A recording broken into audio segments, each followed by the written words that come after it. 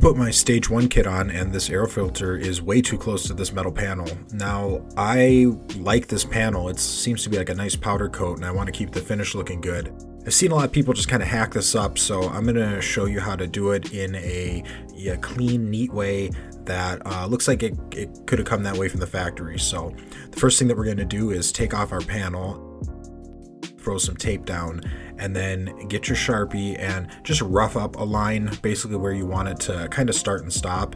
And once you've done that, you can grab your tape and just use that as the template for your arch and trace right over it. Now, I used a jigsaw with metal cutoff blades. I got this Blue Mall Extreme by Distin high-speed steel, which sounds like gas station boner pills. So I have pretty high expectations for these. You can do it with a handsaw, no problem, but this is what I use so that I could get it nice and clean pretty quick. After you've done that, you're left with a pretty rough edge, so I went ahead and took my file and carefully just filed down the sharp parts on both sides of it.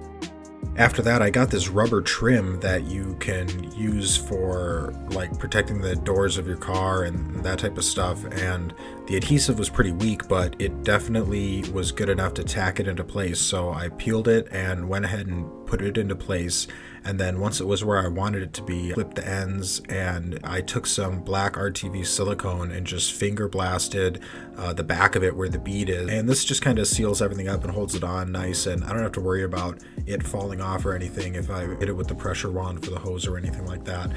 And yeah, there you have it, like simple and easy and looks good, functional. You don't just have to hack it up and have it look all rough. You can put the same amount of energy into it and have it look nice. So hope you learned something. Like if you did, subscribe for more mini bike content, and suck a daisy.